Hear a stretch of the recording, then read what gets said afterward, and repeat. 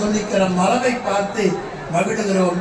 ஆனாலும் கொங்கு நாட்டிலே இருக்கிற நாங்கள் அந்த மடத்தோடு தொடர்பென்றாலும் கூட புகழூர் மடத்துக்கு கோவிலுக்கு சொந்தக்காரர் என்கிற முறையிலே முன்னை அவர்தான் பேச வேண்டும் என்று தொண்டர்கள் விரும்புகிறோம். வேளாக்குறிச்சி ஆதீனம் அவர்களது உள்ளத்திலே இருந்து நான் வற்புறுத்தவில்லை.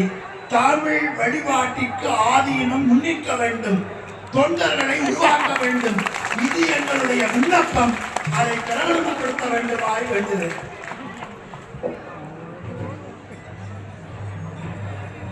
நன்று நாள்தரும் நம்மிடை போயிரும், என்றும் இன்பம் தடைக்க இருக்கலாம். செல்வதே திருவேற்கள துண்டுரை துன்று பொச்சரையானை தொழுமிடி என்று அப்பர் பெருமான் அருளிய வண்ணம் நாம் நாள்தோறும் சிவ வழிபாடும் அரண் வழிபாடு என்று சொல்லப்படுகின்ற சிவ வழிபாடும் அடியார் வழிபாடும் செய்ய வேண்டியது இன்றியமையாததாகும். இல்லாமல்ல சிவபெரும்பொருள் சைவ சமயத்திலே சற்று தளர்வும் தடையும் ஏற்பட்ட காலத்து அருளாளர் பெருமக்களாகிய நால்வர் பெருமக்கள் அவதாரம் செய்தபடி இந்த சைவ சமயத்தை மறுமலர்ச்சி செய்து அருளியுள்ளார்கள். இன்றைக்கு இந்த நால்வர் பெருமக்கள் இல்லையே சைவம் இல்லை என்றே அறிவித்து சொல்லலாம். அந்த வகையிலே அப்பர் பெருமான் அமன் சமயத்திலிருந்து சைவ சமயம் சார்ந்த நிலையில் ஏற்பட்ட இடர்பாடுகளுக்கெல்லாம் முற்றுப்புள்ளி வைக்கும் முகமாக கடலிலே தள்ளிய பொழுது இந்த கரையேற விட்ட குப்பத்திலே அவர் எழுந்து உலக மக்கள் உயிர் பெறவும் சைவம் தழைக்கவும் தனது திருத்துண்டினை சைவ தொண்டினை சிறப்பாக தொடங்கியவருடைய புனித தலம் கரையேறவிட்ட குப்பம் என்றால் அது மிகையல்ல. தொண்டை நாட்டிலே தொடர்ந்து அவதரித்து சோழ நாட்டின் கண் அவர் முத்திப்பேர் எழுதிய சிறப்புடைய பெருமகனாருக்கு இங்கே கற்றளியால் கோயில் எழுப்பி அரண்பணி அறக்கட்டளையினரும் ஏனைய அடியார் பெருமக்களும் ஒன்றிணைந்து தீந்தமிழில் திருக்குட நன்னீராட்டு பெருவிழாவை 4 கால வேள்வி பூசைகளுடன் அழகு தமிழில் அற்புதமாக அனைவரும் அறியும் வண்ணம் வெகு சிறப்பாக மரபு வழி மாறாது அற்புதமாக செய்து அருள் இருக்கின்றார்கள். இதுவும் இறைவன் திருவருள் துறை கொண்டு நிகழ்வதே. இறைவன் திருவுள்ளம் எதுவோ அதுதான் நிகழும். அந்த வகையிலே செம்மையாக சிவவேதியர்களுக்கு இணையாகவும் அவர்களை விட உறுதிப்பாட்டுடனும் ஈடுபாட்டுடனும் மிகுந்த ஈடுபாட்டுடனும் இந்த தீந்தமிழ் குடமுழுக்கு விழாக்கள் தமிழகத்திலே நிகழ்ந்து வருவது உண்மையிலேயே போற்றுதலுக்குரிய ஒரு நல்ல செயலாகும். சொல்லிய பாட்டின் பொருளொன்று சொல்லுக என்ற மணிவாசக பெருந்தகைக்கு இங்கே நடக்கின்ற கிரியைகள் இறைவனை தாவிப்பது, இறைவனுக்கு உபசாரம் செய்வது உள்ளிட்ட அனைத்துமே எளிய தமிழில் எளிய நடையில் அழகு தமிழில் அற்புதமாக விளக்கமாக திருமுறைகளையும் ஏனைய சைவ சித்தாந்த சாத்திரங்களையும் மேற்கோளாக கொண்டு அற்புதமாக செய்து வருகின்றனர். அந்த வகையிலே இந்த திருக்கோயிலுக்கு நம்மை அழைத்த போது உண்மையிலேயே மெய் சிலிர்த்து போனோம். அவர்கள் அழைத்த நாளில் இந்த நாளில் வேறொரு குடமுழுக்குக்கு நாம் வருவதாக நமது பெயரை அச்சிட்டு அழைத்து விட்டார்கள். இருப்பினும் அப்பரடிகள் அருள் பெற்ற திருத்தலத்திலிருந்து நமக்கு அழைப்பு திருத்தலத்திற்கு வருகிறது என்றால் அப்பர் பெருமானே இந்த விழாவிற்கு அழைக்கிறார் என்று எண்ணிதான் நாம் அவற்றை வேறொரு நாளில் கலந்து கொள்கிறோம் மண்டல பூஜைகள் என்று சொல்லிவிட்டு இந்த குடமுழுக்குக்கு வருகை தந்திருக்கிறோம் என்றால் இது அப்பர் பெருமானின் அருள் திறம் என்றே சொல்ல வேண்டும். ஞானசம்பந்த பெருமானும் அப்பர் பெருமானும் அடியார் துயர் தீர்க்க பஞ்சம் தீர்க்க திருவிழிமலையிலே படிக்காசு பெறுகின்றனர்.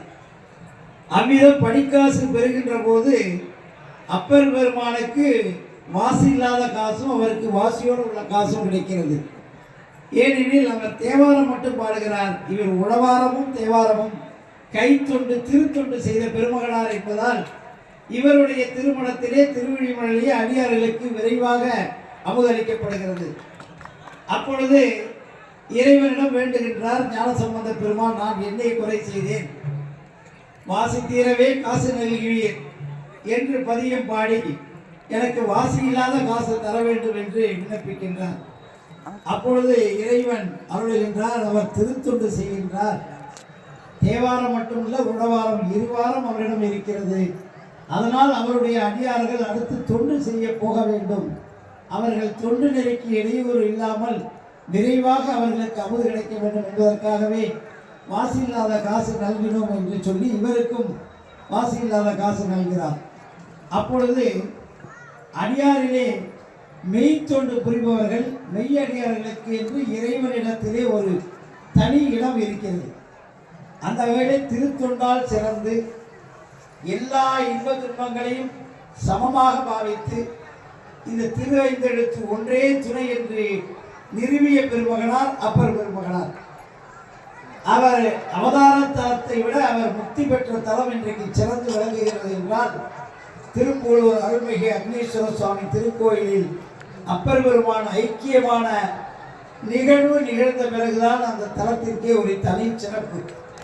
அதனால் முதல்தான் அது சமய நட்சத்திரக்காரர்களுக்கு ஒரு பரிகார தலமாக விளங்குகின்றது. ஏனெனில் அப்பர் முக்தி அடைந்த நாள் சதய திருநாள், சித்திரை சதய திருநாள். ஆண்டுதோறும் 10 நாட்கள் அங்கே விழா நிகழ்த்தப்படுகிறது.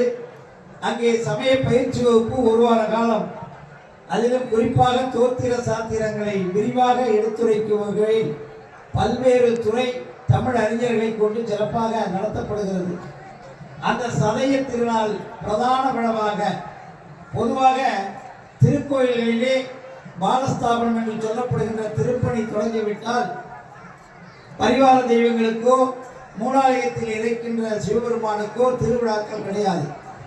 ஆனால் திருப்புகழூரிலே திருநாவுக்கரசர் பெருமானுக்கு இந்த திருப்பணி நடைபெற்றுக் கொண்டிருக்கிற நிலையிலும் கூட கடந்த 6-7 ஆண்டுகளாக தடையின்றி 10 நாட்கள் விழா அவருடைய அருள் செயல்களோடு அவர் பாடியருடைய திருமுறைகளை தக்க ஓதோமூர்த்திகளை கொண்டு சிறப்பாக பாடுவித்து அந்த நிகழ்வினை மிக சிறப்பாக ஐதீக விழாவாக அந்த ஊரிலே கொண்டாடப்பட்டு வருகிறது ஆண்டாண்டு காலமாக.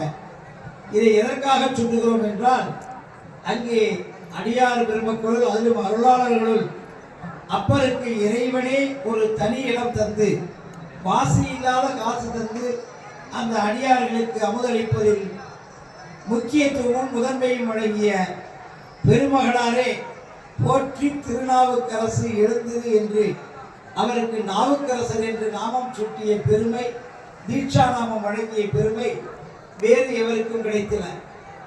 ஞானப்பால் உள்ள பெருமகனார் ஞானத்தில் சிறந்து விளங்கினார். அவர் தேவார திருமுறைகளை அருள் செய்தார், திருக்கடை காப்பு. ஆனால் அப்பர்களுடைய 4, 5, 6 திருமுறைகள் தான் தேவாரம் என்று தனி சிறப்புடைய சொல்லாக விளங்குகிறது. அந்த வகையிலே அப்பர் சுவாமிகளுக்கு நிகழ்கின்ற இந்த விழா உண்மையிலேயே அடியார்களை பெருமைப்படுத்துகின்ற விழாவாகும்.